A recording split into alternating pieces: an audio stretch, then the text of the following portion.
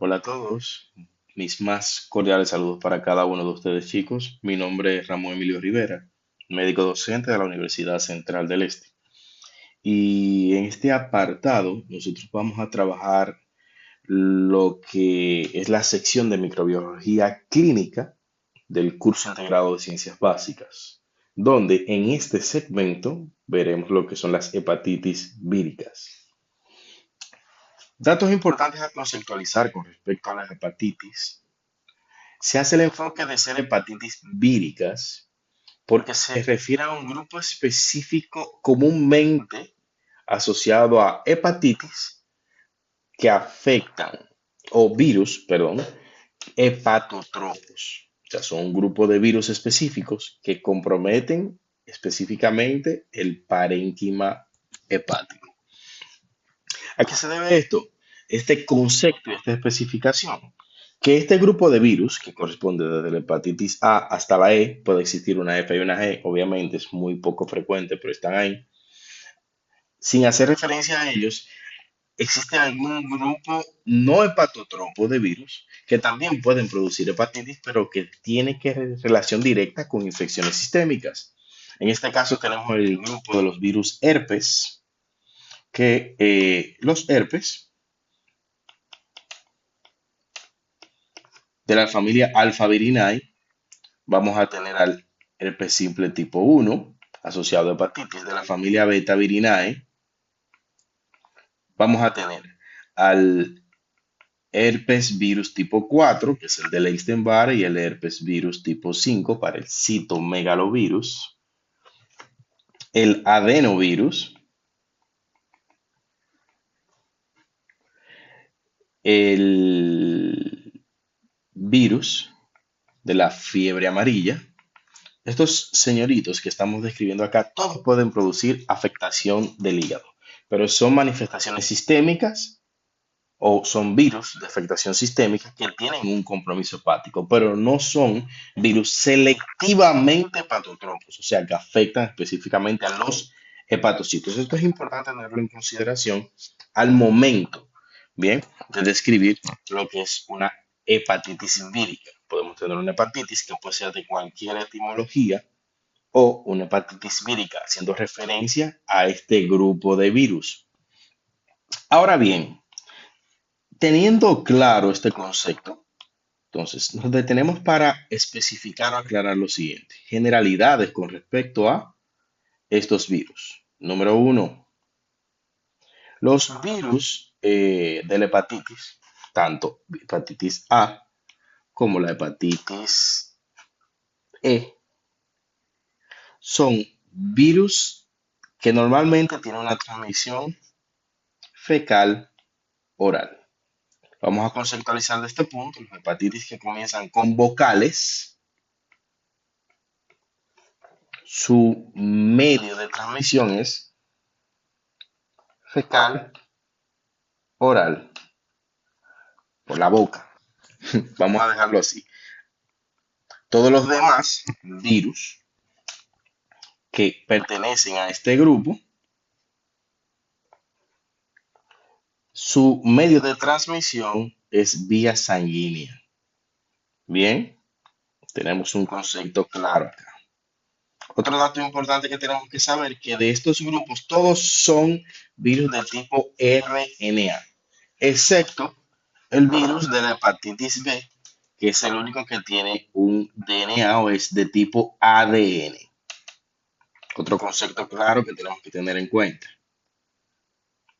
Otro punto o un enfoque de relevancia, todo esto lo vamos a ir detallando en la medida que vayamos describiendo cada uno de los casos, es que la hepatitis B, tanto como la hepatitis C, estas dos señoritas, son las que están íntimamente asociadas a hepatitis crónica.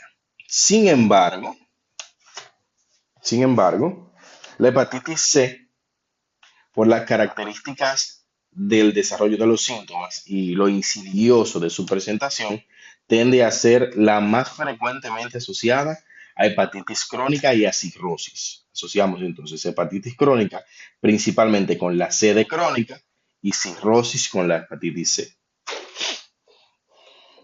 La hepatitis D es un virus normalmente dependiente. Vamos a darlo con D de dependiente. La replicación de este virus depende íntimamente de la glucoproteína de superficie del virus de la hepatitis B. Si no existe hepatitis B, no puede existir hepatitis D. Literalmente es una coinfección o superinfección. Va a depender el modo en el que se desarrolle, que es otro tópico que vamos a trabajar en cuenta. Entonces, AE son las vocales de las hepatitis que normalmente su medio de transmisión es fecal oral, por medio de la boca. La hepatitis B y C son las que están íntimamente asociados a cronicidad y también a cáncer. Otro tópico que hay que tratar más adelante. La hepatitis D es una hepatitis dependiente, por consiguiente depende de la hepatitis B para su transmisión. ¿Vamos claros con eso? Perfecto. Entonces, daño hepatocelular. Hay un grupo específico de condiciones que van a generar daño hepatocelular. Aquí vamos a hacer referencia específicamente a las víricas. Sin embargo, es importante que sepan que cuando tenemos un daño de injerencia hepática, nosotros vamos a tener un sinnúmero o un grupo de laboratorios elevados y este grupo de laboratorios que se elevan van a determinar el tipo o las características del diagnóstico. Daño hepatocelular o injuria, vamos a tener aumento de las transaminasas hepáticas, AST, ALT, puede o no haber aumento de la bilirrubina, anyway. Ahora, dentro de ese grupo lo vamos a clasificar en agudas y crónicas. Cuando hablamos de hepatitis aguda, vamos a hacer referencia a que estos estudios, más la clínica, tienen menos de 3 meses de evolución, dentro de los cuales vamos a clasificar las hepatitis virales, que aquí vamos a ver todo el grupo de la hepatitis A, hepatitis B, hepatitis C, todo el grupo. Y de la misma manera, los otros virus no hepatotróficos que pueden producir hepatitis.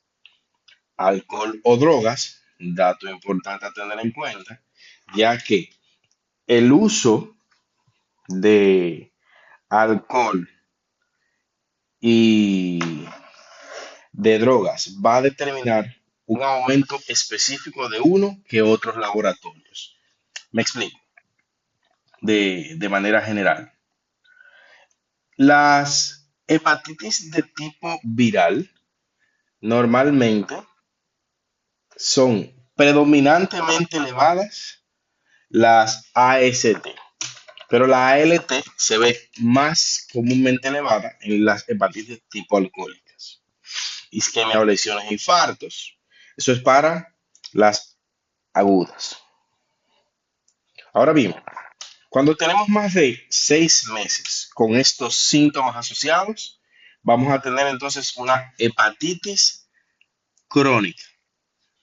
Esta hepatitis crónica puede ser de la siguiente manera. Las hepatitis virales, fíjense específicamente que hace referencia a la hepatitis B y la hepatitis C. El alcohol, usted siga bebiendo alcohol de manera imprudente. Hepatitis autoinmune, eso es un tema aparte, otro tópico de referencia. La hepatitis no alcohólica asociada a grasas, el hígado graso. Vascular, Buchari, oclusiones venosas, hipertensión hepática portal. Eso tiene, incluso estos síndromes normalmente vienen asociados a otras condiciones. Son lesiones secundarias. Normalmente no son afectaciones primarias. Y enfermedades sistémicas normalmente de origen hereditario.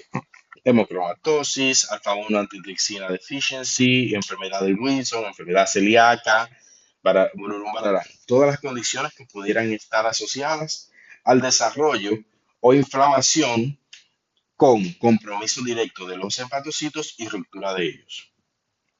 Ahora bien, manifestaciones clínicas de la hepatitis. Esto es importante tenerlo en cuenta porque tenemos cuadros muy específicos. Hepatitis aguda, hepatitis crónica.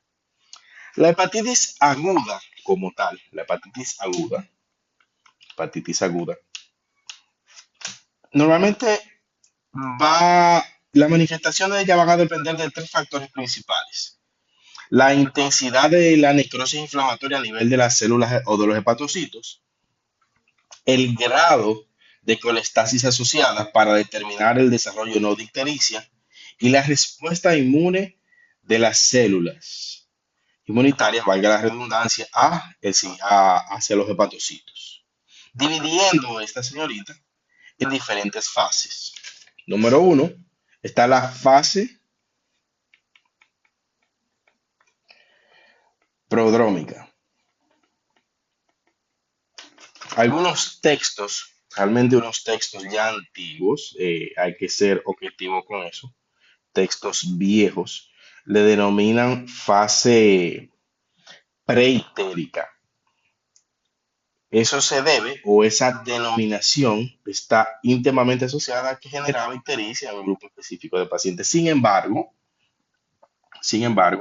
ya ese cuadro o eso no se describe de esta manera porque se ha determinado que la gran mayoría de los casos, salvo que sean hepatitis A, E, que son las que tienen síntomas más evidenciados, no presentan ictericia. Es uno de los síntomas menos frecuentes, aunque es el que más frecuentemente se describe, teniendo en consideración que la ictericia no solamente tiene que estar asociada a hepatitis, sino a otras múltiples condiciones que pudieran generar una pigmentación amarillenta de la piel, del esclero o la mucosa oral.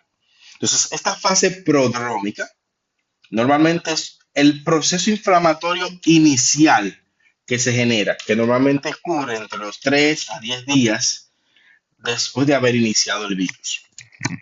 Síntomas genéricos: malestar general, astenia marcada, anorexia, náusea, vómito, la fiebre, que normalmente está asociado a la respuesta inmune frente a la infección de los hepatocitos, que van a ser asociados a la interleuquina 1,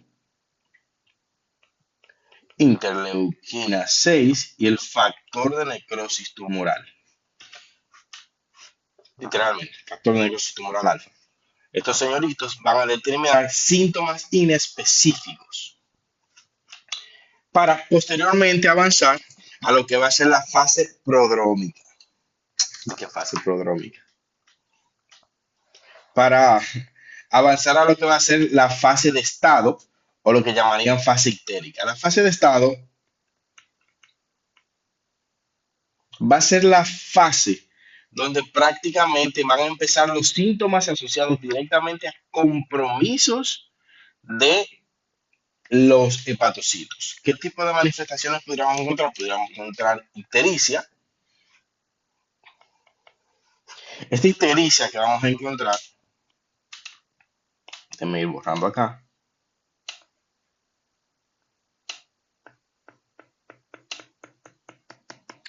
Esta ictericia que vamos a encontrar, o esta coloración amarillenta de la piel y la esclera, normalmente se hace visible con cierta cantidad específica de bilirrubina total, supera los 2-3 miligramos por decilitro.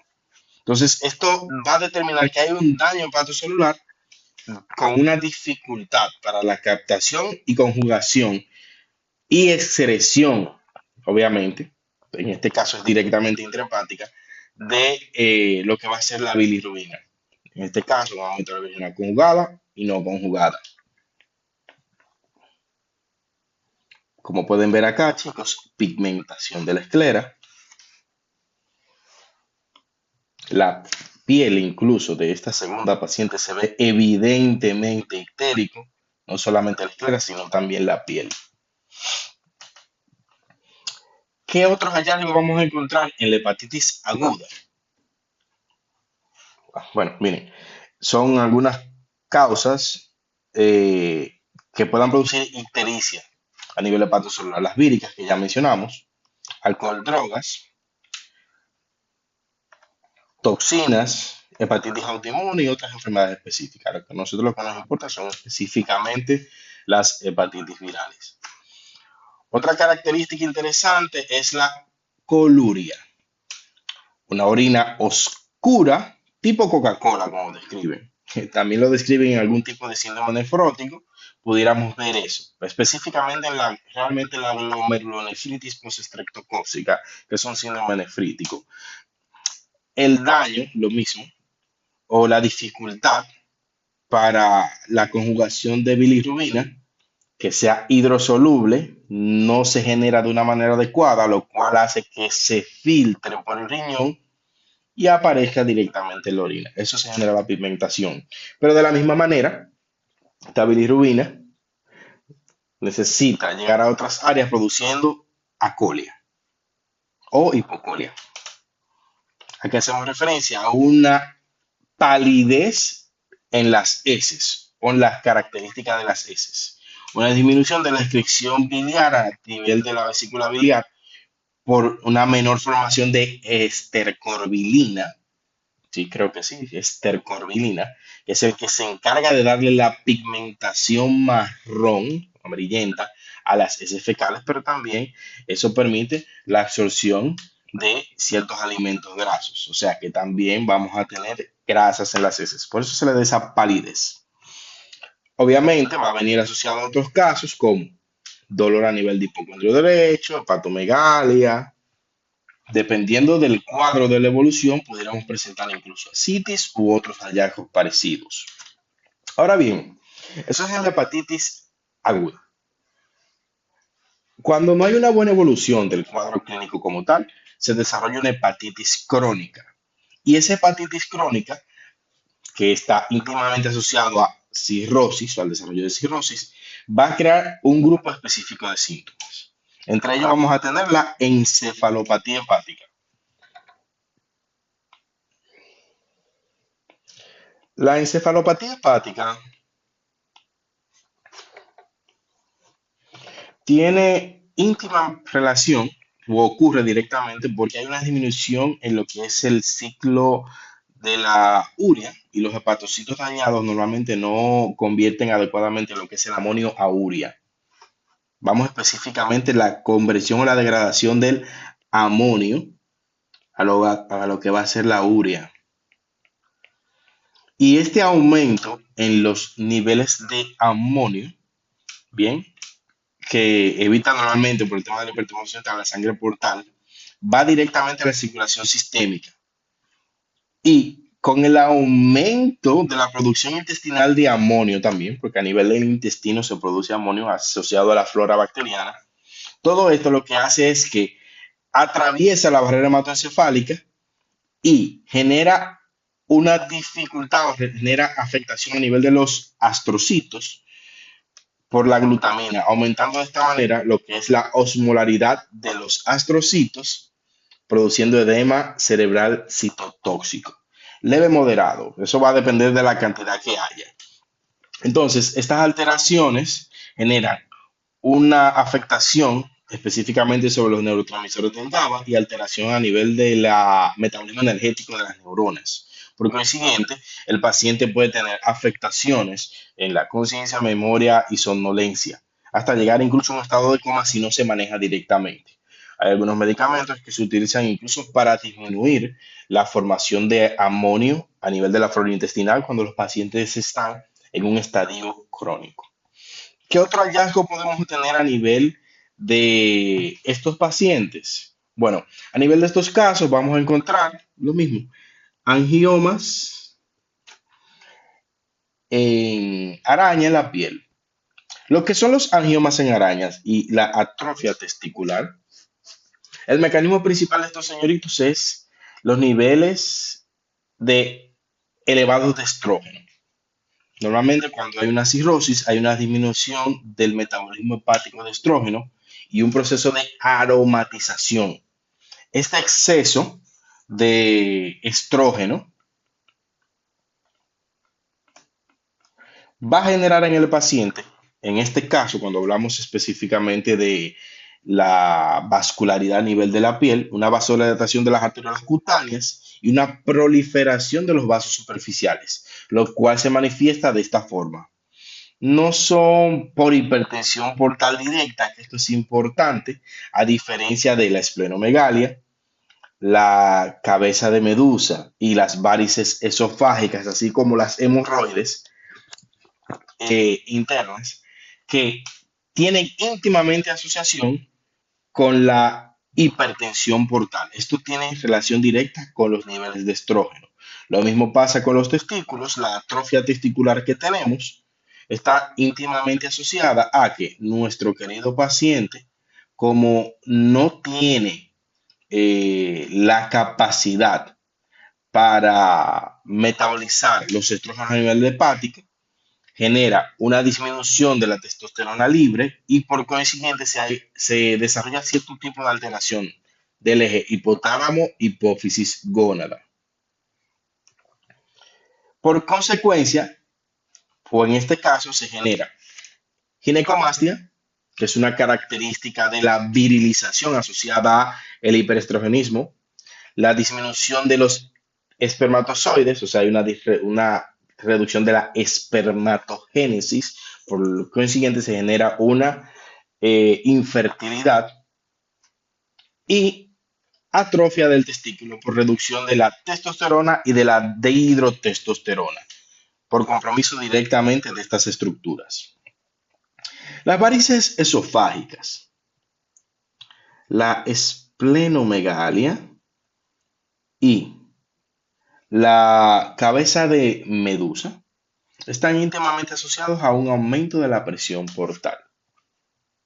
Las varices esofágicas, obviamente, con el tema de la fibrosis que se genera, la sangre busca vías colaterales para poder pasar. Entonces hay que recordar que las venas gástricas izquierdas va hacia el plexo venoso esofágico y el sistema ácido, que es la vía alternativa que toma.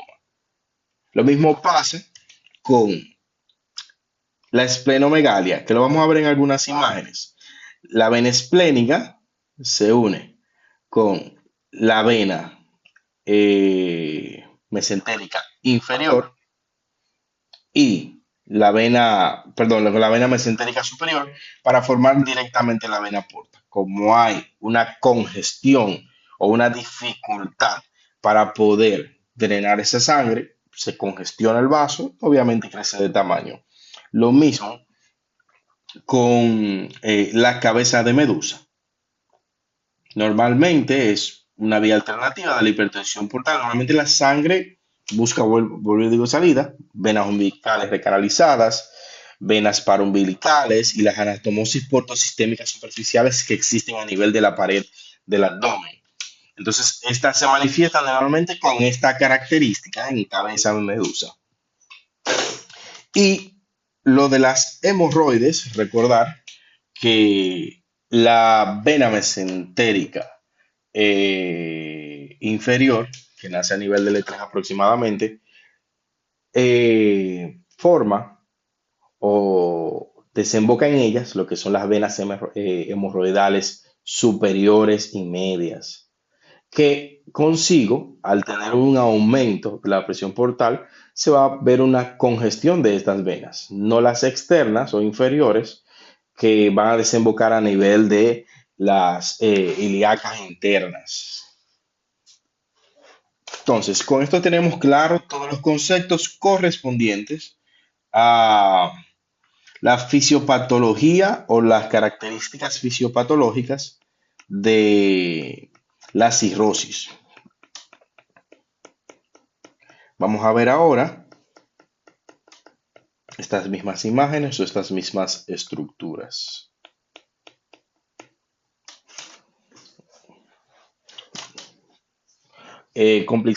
Complicaciones comunes de la cirrosis, algunas las mencioné, otras no las mencioné, que son, por ejemplo, el síndrome hepatorenal, síndrome hepatopulmonar, son síndromes característicos que lo vamos a trabajar cuando empecemos con el enfoque clínico de gastroenterología. Vamos a ver vía hepática, vamos a ver todas estas condiciones, las vamos a trabajar una por una. Asitis se puede evidenciar, no hay que ir muy lejos, la distensión abdominal.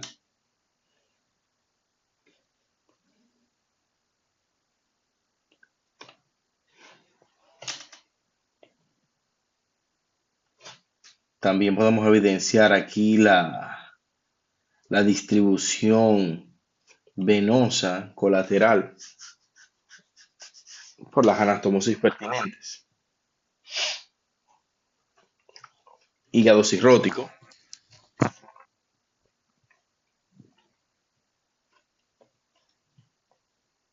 que no sé, no describí el concepto de la citis, se me pasó esa parte ahí. Eh, Como sabrán, ya esto no es muy complicado. Hay una disminución, o mejor dicho, esa cantidad de líquido que entra al abdomen de manera espontánea está asociado a tres factores específicos: la hipertensión portal, la vasodilatación esplácnica, que no ha aumentado directamente, la activación neuromoral, que tiene que ver específicamente con el sistema simpático, ADH, y el sistema renina-angiotensina-aldosterona, que produce una retención de sodio y agua, todo por la mala distribución de líquido, y la hipoalbuminemia, disminuyendo o reduciendo así la presión oncótica o coloidosmótica del vaso, que genera una extravasación del líquido al abdomen. O sea, las ascitis se pueden clasificar dependiendo de la etiología. En este caso sabemos que es de origen hepática, cirrosis evidente. Aquí podemos ver, se identifica hígado bien reducido de tamaño, hígado cirrótico. Y aquí lo que está identificando es el vaso, que está bastante aumentado de tamaño, obviamente por la congestión del mismo. Aquí podemos evidenciar la cirrosis del hígado, y paralelo a ella podemos ver todo esto, que es una acumulación de líquido. Esto es una ascitis. Importante, la ascitis, o esa cantidad de líquido que se proyecta directamente hacia el abdomen, puede generar después una peritonitis espontánea o primaria, secundaria a la acumulación de líquido en la cavidad abdominal. Otra de las complicaciones asociadas a la hepatitis crónica, la cirrosis. Bien, hablemos entonces de la hepatitis A. La hepatitis A es la infección, es una infección obviamente, por el virus de la hepatitis A, que hace referencia específicamente a una infección autolimitada y no condicionada a una hepatitis crónica ni un estado de portador. ¿Qué quiero decir con esto? La hepatitis A prácticamente, a diferencia de la B, C y D, no genera condición crónica. Es un proceso inflamatorio del hígado que muy rara vez se complica con hepatitis fulminante, un fallo hepático o una hepatitis crónica. Obviamente la incidencia es sumamente alta porque particularmente está asociada a un tema de mala higiene. Pero en ciertos pacientes que dicha condición se puede complicar, está asociado prácticamente a hepatitis crónica, pues ya pacientes inmunodeprimidos, y VIH, y que usan drogas intravenosas también. Entonces, el virus de la hepatitis A pertenece a la familia del picornavirus. Ok, déjame cambiar esto. Picornavirus, que es un grupo de virus RNA en cadena positiva, sin cubierta, simple, como lo pueden ver acá, y que tiene o constituye su propio género que se llama hepatovirus. Esto es importante, no lo vayan a confundir con el virus del herpes, es hepatovirus, afecta específicamente hígado. ¿Cuál es la característica de este señorito? Bueno, simple. Nosotros vamos a tener con ellos tres anticuerpos. Tiene un periodo de incubación de aproximadamente 2 a 6 semanas. Y luego de esas 2 a 6 semanas, se genera el anticuerpo IgM contra la hepatitis A. Entonces, esto es importante tenerlo en cuenta. Quiero que se fijen en esto. La carga viral de la hepatitis A es sumamente alta si se encuentra en las heces, en los primeros 3 meses de reposición, incluso antes de presentar síntomas de cualquier tipo y de presentar incluso anticuerpos o que sea percibido en sangre a través de pruebas de laboratorio. ¿Por qué esto es tan importante para nosotros? Bueno, eso quiere decir que el nivel de infectividad que tiene el virus es sumamente alto, porque como es un tema de higiene, de alimentos mal procesados, de carnes mal cocidas, de agua con bajo cuidado, entonces el paciente en esas primeras 2 semanas anda contagiando a todo el mundo con su hepatitis A. Usted está en su fritura, con el que para en cualquier parador y se arrolla. ¿Por qué? Porque genera o tiene contacto con las heces de otro caballero que no se lavó bien las manos. Es particularmente eso. Entonces, posteriormente a eso, después del cese de los síntomas y demás, disminuye la carga viral en ese, ya no es contagioso. Tenemos un aumento, porque obviamente hay un compromiso directamente hepático de la ALT, que luego de, antes de desaparecer los síntomas, quiere decir que hay una buena resolución de ellos y se crean los anticuerpos necesarios, su anticuerpo IgM, que va a determinar que se ha creado una inmunidad inmediata y la memoria o los anticuerpos para específicamente la filtración del virus. Hepatitis B, por aquí nos paramos. Dato importante de la hepatitis A, se me olvidó. Hay un enfoque importante de este señorito y es que los pacientes que tienen hepatitis A después de haber desarrollado la misma, aquellos que eran fumadores, no se ha especificado bien la etimología, tienden a desarrollar cierto tipo de aberración al cigarro. Eso es importante. Desarrollan cierto tipo de aberración al cigarro y por consiguiente, este tipo de pacientes tienden a dejar de fumar. Obviamente, como la continuación fecal oral no es solamente un tema de contaminación, los pacientes homosexuales tienen mayor riesgo de desarrollar la infección, también los niños por el tipo de cuidado que hay directamente entre ellos. De todas maneras, se puede crear una inmunidad pasiva y ya se puede crear inmunidad para esto y para niños. Ya la vacuna está activa y es sumamente eficiente para prevenir eso, más cuando hay viajes para zonas endémicas. En República Dominicana es endémico de hepatitis A, carece en ese caso de relevancia. Hepatitis B. La infección por hepatitis B, y esto es importante que lo tengan en cuenta porque es un poquito más complicado el tema acá, se asocia a cuadros clínicos variables y realmente depende mucho de la edad de exposición y las comorbilidades que pueda tener el paciente. Pero la hepatitis B como tal la podemos clasificar en 4 grupos específicos, que es la hepatitis aguda, seguida de una recuperación inmediata, eliminación del virus, que son los pacientes que desarrollan una resolución completa, no desarrollan una hepatitis crónica. Está la insuficiencia hepática aguda con necrosis masiva, insuficiencia hepática aguda con necrosis masiva, literalmente hacen una hepatitis fulminante, no son los casos más frecuentes. Está la hepatitis crónica, que progresa obviamente a cirrosis, una hepatitis crónica. Ya hablamos de hepatitis crónica por hepatitis B.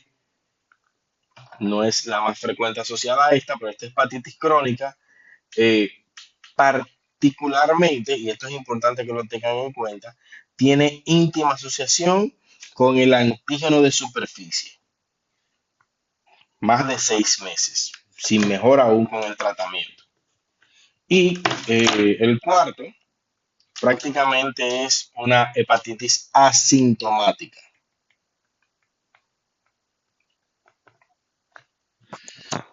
que es prácticamente un estado de portador sano.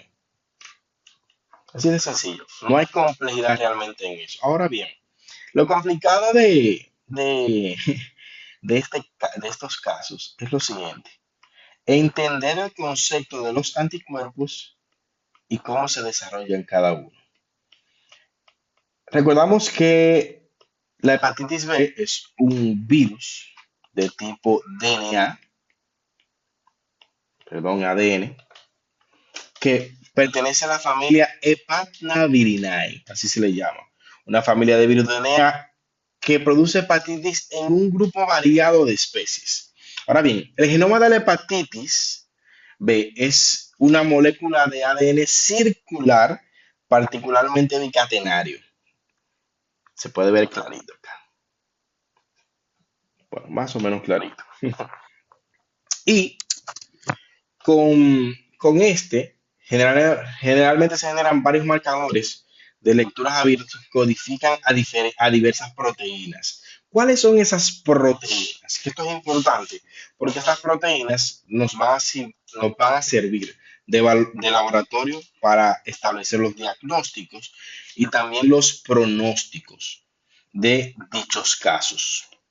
¿Cuáles son las proteínas que tenemos? Aquí vamos a tener la siguiente. Tenemos primero el antígeno de superficie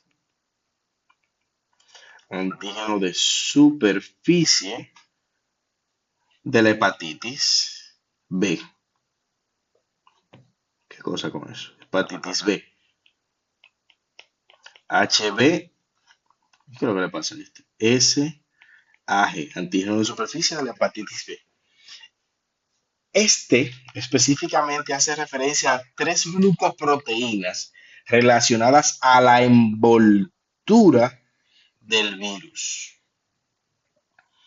Entonces, estas proteínas, HBS grande, mediano y pequeño, son las que envuelven el virus y también suelen asociarse a la complejidad de la infección. O sea, determina que el hepatocito pueda ser infectado y cómo se libera directamente en el núcleo del virus.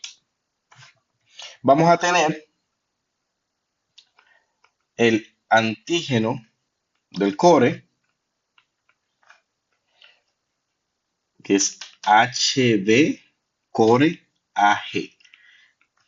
El antígeno del core prácticamente es eh, la proteína de la nucleocápside. Directamente actúa específicamente en el ensamblaje del virón y en la transcripción de los polipéptidos para generar el núcleo. Se le denomina incluso antígeno de la hepatitis B. Se le llama antígeno de la hepatitis B porque este antígeno no es detectable a nivel de los laboratorios. Lo que nosotros podemos detectar de él son los anticuerpos IgM e IgG para el antígeno del core, que van a ser los anticuerpos que van a generar para poder eliminar. Pero particularmente este se encarga de la transcripción de las glucoproteínas para generar el virus, para seguir replicando el virus. Vamos a tener lo de la polimerasa, que prácticamente polimerasa del virus de la hepatitis B, que este señorito es prácticamente el virus que se encarga de activar la polimerasa de transcripción y la transcriptasa inversa, tiene un mecanismo parecido al del VIH para generar aumento de las cadenas de DNA y ADN. Y por último, la última proteína, llamada proteína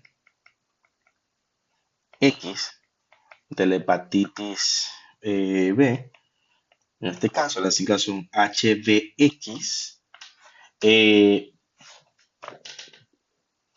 Esta glucoproteína no es necesaria para la replicación del virus ni nada por el estilo, pero esto es importante tenerlo en cuenta y hay que tenerlo claro, que lo vamos a mencionar más adelante.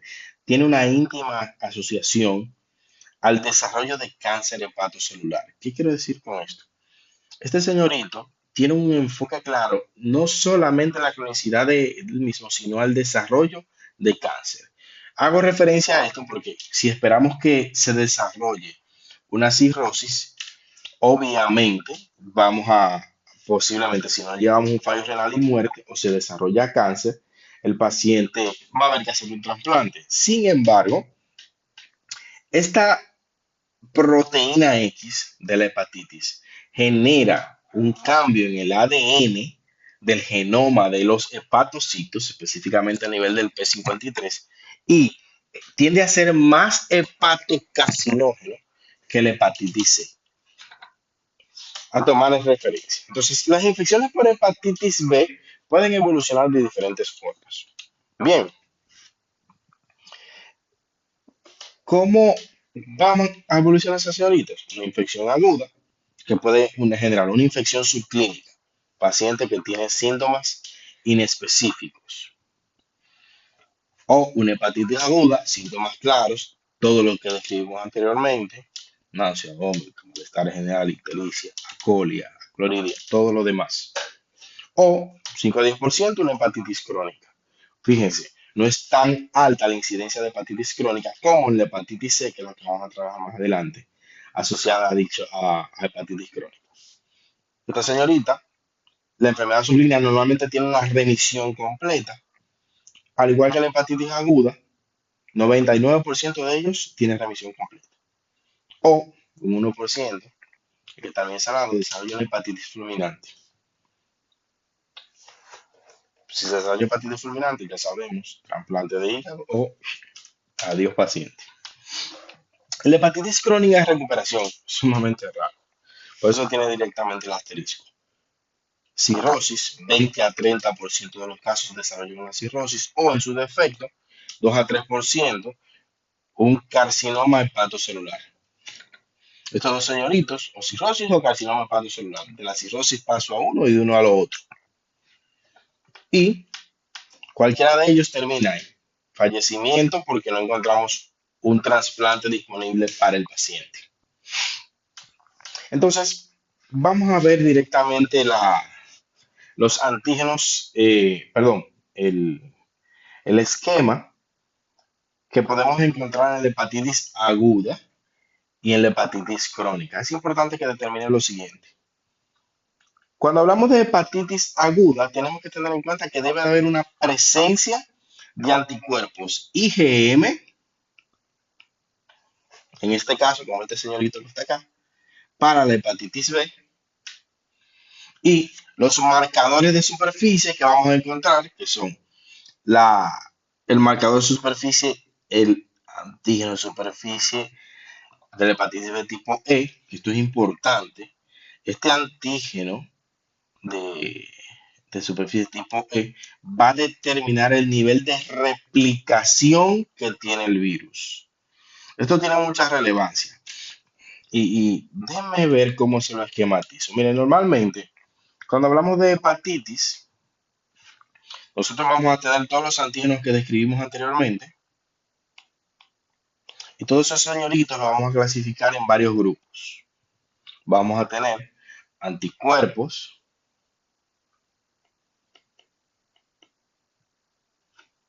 de la hepatitis IgM, anticore, o mejor dicho, de los que son anticore, el antígeno, core, hablamos de la glucoproteína que se encontraba en el núcleo, de él vamos a tener una IgM y una IgG. De la misma manera, del antígeno de superficie,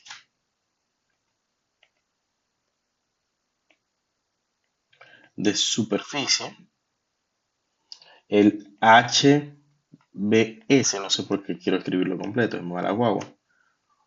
Vamos a tener un IgM y una IgG. Y del antígeno de replicación, hepatitis B, vamos a tener también una IgM y una IgG.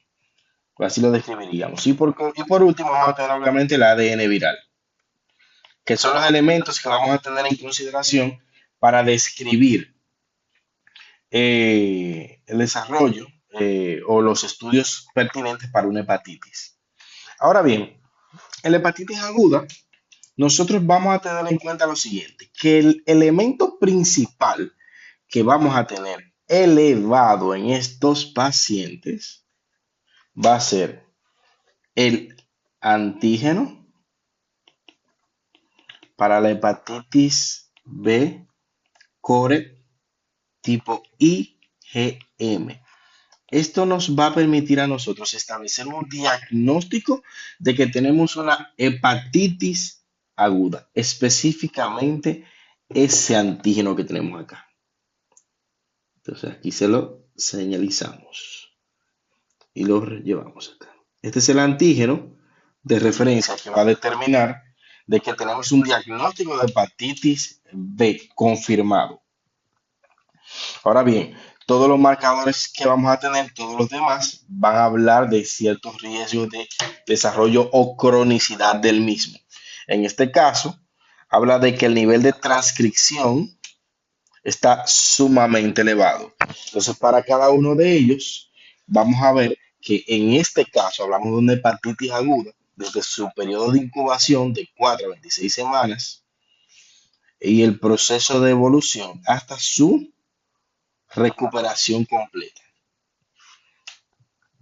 Esto es importante tenerlo en cuenta porque en cada uno de estos casos se va a generar anticuerpos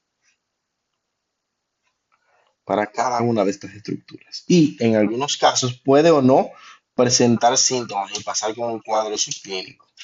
A diferencia de la hepatitis crónica, que esto es un dato que hay que tener en consideración, esta hepatitis crónica, ustedes van a ver que hay una perpetuidad desde el desarrollo de los síntomas y por consiguiente de todos los marcadores víricos. O sea, se pueden generar anticuerpos.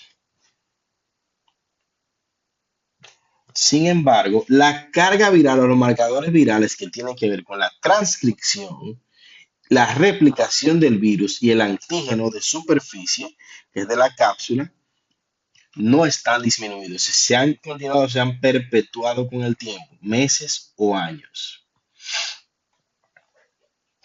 ¿Qué quiero decir con esto? Que en este caso tenemos una hepatitis crónica. Ahora bien, para yo decir que el paciente tiene una hepatitis crónica, el antígeno para el diagnóstico es el antígeno de superficie, que es la proteína de cápside, IgA, mayor a 6 meses. Con este señorito, nosotros determinamos un diagnóstico del antígeno de superficie. Ahora bien, todo esto se puede tabular. ¿Qué es lo importante en esta tabulación? Y esto quiero que lo tengan en consideración. Tenemos que entender las características de los anticuerpos para que de esa manera nosotros no tengamos ninguna confusión. Hablamos de una fase inicial de una hepatitis aguda, que eso es sumamente extraño que se haga un diagnóstico en estos casos, porque normalmente los pacientes son asintomáticos, pero vamos a encontrar el antígeno de superficie, que es lo que vamos a encontrar presente. Infección aguda.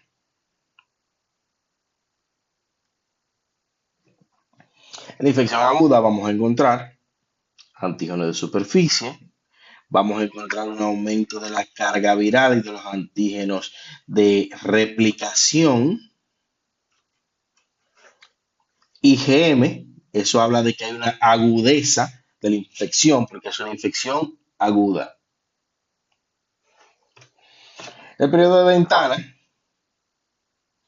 es un periodo en el cual se puede valorar o no, aquí dice que sí, el antígeno de cápside, el antígeno core, perdón, que es de la replicación del núcleo, IgM. Sin embargo, no se detecta ninguno de los demás. Prácticamente es este periodo que tenemos acá.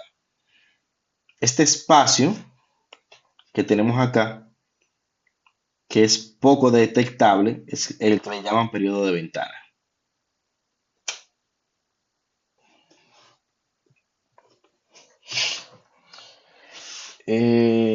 La fase de cura o recuperación prácticamente es anticuerpos, es más fácil para absolutamente todos los elementos. IgG para anticore, anticuerpos para las proteínas de superficie. O sea que eso no es complicado. si aparece el anticuerpo para IgG, y el IgG para absolutamente todas. IgG para antígeno de superficie, IgG para el antígeno CORED, IgG para el antígeno de transcripción, que es el anti-E. Bien, la inmunización obviamente es un individuo que está vacunado, no va a presentar ninguno de los otros antígenos porque el paciente no presenta el virus. Importante, esta vacuna tiene una vida media de 10 a 12 años. A diferencia de los pacientes que hacen hepatitis y tienen una recuperación completa, el paciente sin ningún problema puede seguir su vida porque no va a generar un ingreso de por vida. Pero los que tienen la vacuna solamente son inmunes a ellas durante 10 a 12 años y donde no se cree mucho en vacunas, ya ustedes saben.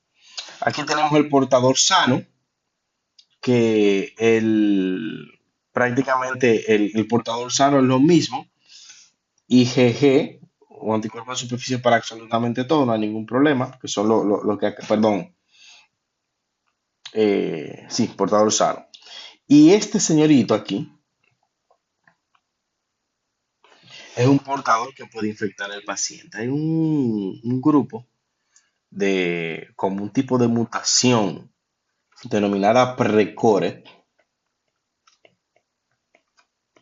un tipo de hepatitis B, donde el paciente que es portador no presenta síntomas ni nada por el estilo, pero tiene anticuerpos IgG de que se ha creado una inmunidad, no tiene la infección como tal, pero sí tiene una alta probabilidad de transmitir la enfermedad, porque tiene una alta carga de antígenos de superficie y de carga viral.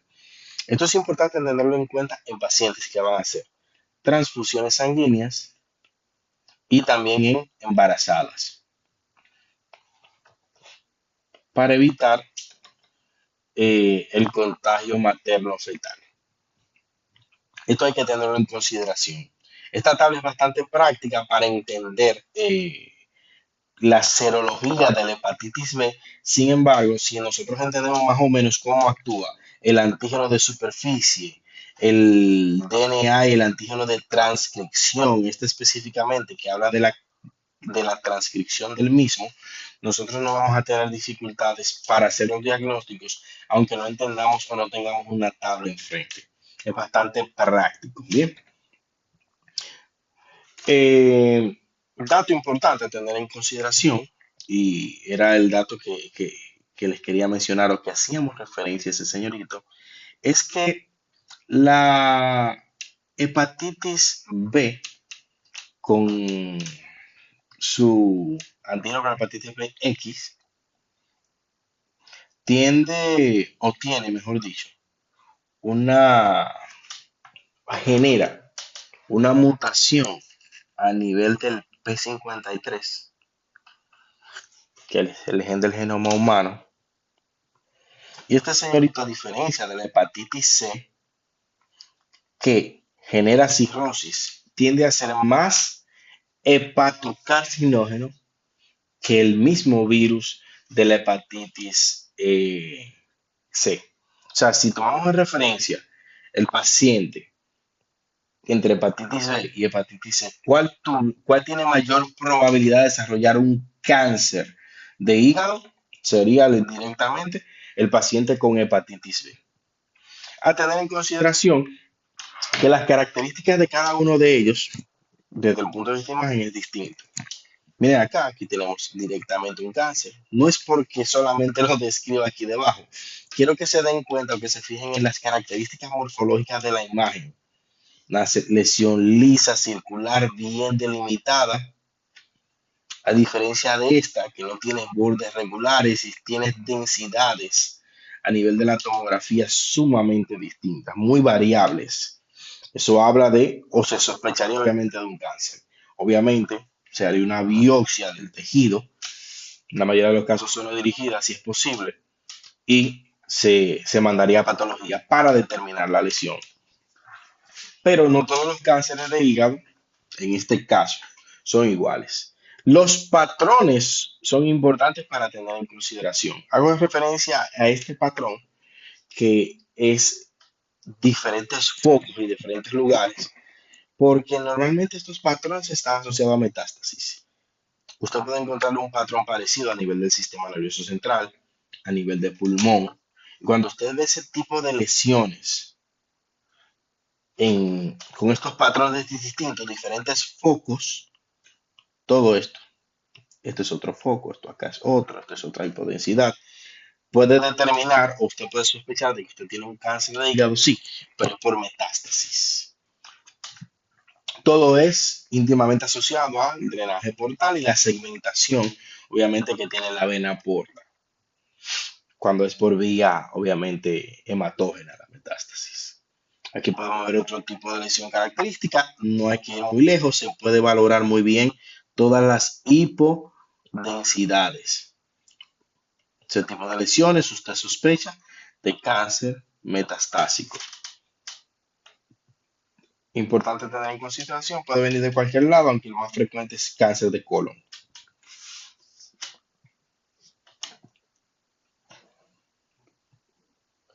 Cáncer de hígado.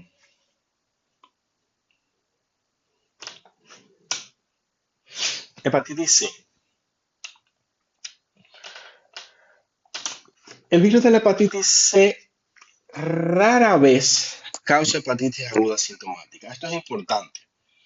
Vamos a ponerle como el de la hipertensión, el asesino silente. Por ese motivo es la causa más común de hepatitis vírica crónica. Y esto es sumamente importante. La hepatitis C prácticamente afecta aproximadamente a 170 millones de personas en todo el mundo, con una variable de 2.7, 2.8 millones por caso de hepatitis C crónica directamente aquí en Estados Unidos. Estas estadísticas tomadas directamente del Robbins, de anatomía patológica. Entonces, las causas más frecuentes de esto es la transfusión de sangre, y la transmisión perinatal que puede ocurrir directamente en niños. Un tercio de las personas infectadas realmente no tienen factores de riesgo identificables. Y todo eso se debe específicamente a que no... Dos factores. Número uno, que la hepatitis C es un virus literalmente que es sumamente contagioso. La carga viral que se necesita para que el virus pueda producir una infección es muy mínima en comparación a los demás, a la hepatitis B o la hepatitis D. O sea, yo poder adquirir una infección por este virus es sumamente frecuente. Este virus pertenece específicamente a la familia de la Flaviviridae, que también es otro RNA virus de la familia Dios mío.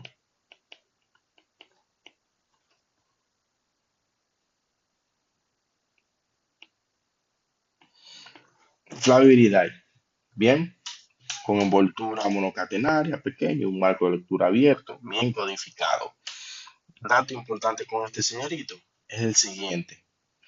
La incapacidad que tenemos realmente de respuesta al virus de la hepatitis C para que se pueda eliminar desde el punto de vista inmunitario está íntimamente relacionado a la aparición de variantes genéticas. No solamente variantes a nivel de la población, sino también variantes genéticas en los mismos o en el mismo individuo afectado. Esto genera que el paciente tenga una incapacidad para poder eliminar completamente el virus y por consiguiente desarrolle una hepatitis crónica. Normalmente el periodo de incubación de este señorito es de 4 a 20, 26 semanas aproximadamente, con una vida media de 9, 8 semanas, 8 o 9 semanas. Entonces, este virus puede detectarse en sangre ya a partir de la segunda o tercera semana de la infección y coincide con el aumento directo de las transaminasas. Esto hay que tenerlo en consideración. Prácticamente, aquí lo que podemos ver es la carga viral en un paciente con una hepatitis C que pudiera recuperarse, marcadores del virus, el RNA del virus de la hepatitis C, Y los anticuerpos que se desarrollan, su IgM para el mismo y su IgG para el virus de la hepatitis C.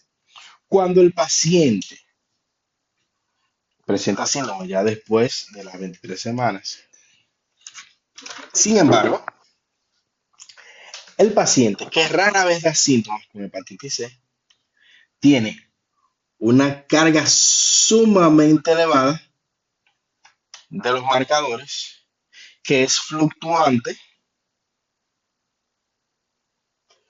que los síntomas, es que los marcadores sí, perdón, esas son las transaminases, y que los síntomas también de manera intermitente pueden o no aparecer. Aquí dice que ictericia a veces puede ser sutil, a veces puede ser transitoria. Habría que valorar todos los tipos de ictericia, la etimología, el antecedente del paciente, si no es falsémico, si no tiene algún tipo de enfermedad hemolítica asociada a cualquier otra cosa. Sin embargo, fíjense que en estos pacientes, a diferencia de la fase de recuperación, el paciente en la hepatitis C crónica no ha generado los anticuerpos para eliminar la carga viral del virus de la hepatitis C. Por consiguiente, tiende a generarse como una hepatitis crónica. Bien, directamente ya la proyección, cuando se hace el diagnóstico de hepatitis C, normalmente ya el paciente tiene un estado de cirrosis evidente. Hepatitis D, la hepatitis D o agente delta es un virus ARN único, literalmente. Pero que este señorito, como ya les mencioné anteriormente, es un virus dependiente de la hepatitis B para su ciclo.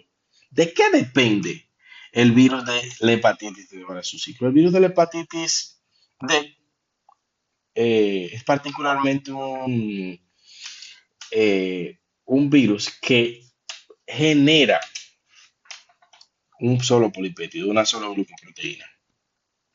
Y que para regenerar una cápsula o poder generar una pequeña molécula circular de ARN monocatenario, necesita obligatoriamente de la glucoproteína de superficie de la hepatitis B. Sin este, el virus realmente no puede subsistir.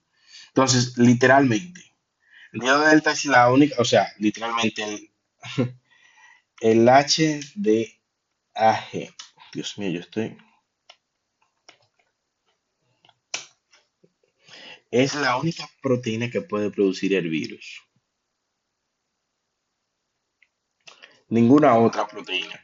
Ahora bien, la base de los brotes de la enfermedad están íntimamente asociadas a sobreinfección por hepatitis D y estos cuadros, por lo menos no se conocen bien cuáles son las características específicas de cómo es que se pueden realizar este tipo de infecciones. Realmente, obviamente, es por vía hematógena, transfusiones y demás. Sin embargo, dependiendo de la evolución del cuadro o cómo se desarrolle, se pueden dar de dos siguientes formas. La hepatitis B, que es, y la hepatitis D, que es dependiente. En dos puntos específicos, yo tengo una hepatitis B y al mismo tiempo adquiero una hepatitis D, entonces yo tengo una coinfección. O tengo una hepatitis B crónica, y esa hepatitis B crónica, posteriormente a eso, yo consigo infectarme con una hepatitis D, entonces tengo una super infección. Esto es importante tenerlo en consideración. La hepatitis B, aquí vamos a ver las características de ellos. Tenemos los síntomas, la elevación de las transaminasas. Sí, perfecto, están todas elevadas. En los primeros días de la exposición, tenemos un paciente con una coinfección. O sea, tenemos literalmente un paciente que tiene una hepatitis B, el antígeno core, tenemos nuestro antígeno de superficie, bien determinado, mirenlo acá, antígeno de superficie, el antígeno core, Pero de la misma manera, tenemos una carga de ARN de la hepatitis D que aprovecha la oferta en conjunto con el antígeno de superficie, que son codependientes. O sea, la hepatitis B para replicarse necesita el antígeno de superficie de la hepatitis B. Y de esta manera puedo generar una hepatitis. Ahora bien, en estos casos ocurre que después de la exposición con un suero que contenga la hepatitis D como la hepatitis B, la coinfección puede provocar una hepatitis aguda que no se distingue realmente de provocar una hepatitis que sea por hepatitis D o B. Irrelevante. Entonces es normalmente autolimitada y suele seguir realmente a ambos virus. Sin embargo, se describe en algunos casos con mayor frecuencia una pequeña incidencia hepática en algunos consumidores de drogas intravenosas, que es el único dato como mucho relevante, que literalmente hay una mayor frecuencia, una mayor incidencia de pacientes que ingieren o que utilizan drogas endovenosas, simple y llanamente eso. Ahí está sencillo, hasta ahí está práctico. Ahora, si nos vamos al organigrama, que tiene que ver con la superinfección de la hepatitis D, aquí ocurre un cuadro distinto, se desarrolla distinto y las complicaciones también son distintas. Lo primero es que la superinfección ocurre cuando un portador crónico, y esto es importante, de hepatitis B se expone a un nuevo inóculo, literalmente. Entonces, los pacientes, vamos a verificar de nuevo el organigrama. Tenemos las enzimas, el antígeno CORET, tenemos también nuestra IgM para el ID, que esto es nuevo, que apareció ahora, y nuestro antígeno de superficie. Recuérdense que hablamos que una hepatitis B crónica tiene que ver con un antígeno de superficie mayor a 6 meses. Y que ese señorito apareció acá, en este punto, que es el virus RNA de la hepatitis D, e inmediatamente aparece el señorito, se generan síntomas. Es prácticamente una hepatitis crónica agudizada. Esto es lo que tenemos acá, una hepatitis crónica agudizada. Y los pacientes con hepatitis crónica agudizada se complican, pueden entrar en un fallo hepático, que incluso en este caso, más de un 20% de estos casos son los que generan un fallo hepático. Entonces, estos pacientes que en su principio eran asintomáticos se exacerban con una infección crónica preexistente de la hepatitis. Entonces, la infección crónica por el virus de la hepatitis D ocurre en más del 80% del grupo de las superinfecciones. Entonces, hay que tener en consideración esto. El dato más relevante en este grupo es que la coinfección pasa como un cuadro sutil, sin complicaciones más allá de las que pudiera generar solamente con una hepatitis B, pero que la superinfección, que es prácticamente que el paciente tiene contacto de nuevo con otro inóculo, adquiere la hepatitis D, entonces genera una hepatitis crónica que se agudiza el cuadro, complicando en más de un 20% de los casos. La mayoría de los casos generan un fallo hepático. Hepatitis E. La hepatitis E es, al igual que la hepatitis A, un virus de infección por vía enteral. Bien, a través del agua, carnes mal cocidas, eh, pero no tiene tanta incidencia como la hepatitis A, por consiguiente, se ve afectado en un grupo específico. Lo que quiere decir esto es que prácticamente la hepatitis E puede considerarse como una enfermedad zoonótica, que se ve en el reservorio de animales, monos, gatos y demás. Por consiguiente, eso se ve en Asia, el subcontinente indio, la India, África, Oriente Medio, China, algunos lugares en México como mucho. Y estos pacientes, o la infección por hepatitis E, normalmente los casos también son autolimitados y mejoran sin ningún tipo de tratamiento. Normalmente, lo mismo, virus al mismo grupo pertenece.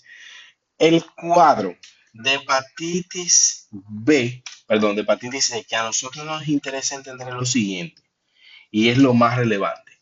Los pacientes, o mejor dicho, las pacientes con hepatitis E, se puede observar que durante el proceso del embarazo se asocia a una hepatitis, a un fallo hepático crónico. Literalmente, la infección aguda por hepatitis E se asocia a mortalidad de un 20% en las mujeres embarazadas, porque desarrollan un fallo hepático, simple y llanamente.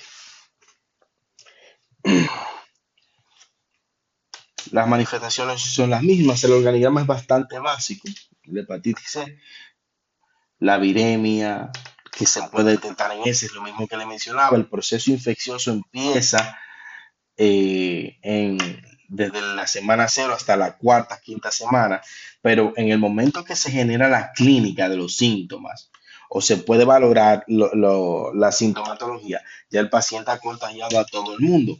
Por consiguiente, la carga viral tiende a disminuir después de la sexta o octava semana aproximadamente. Ya para esa fecha se empieza a generar o a evidenciar un aumento de los anticuerpos IgG e IgM, hay un declive del IgM para la protección, obviamente, del mismo.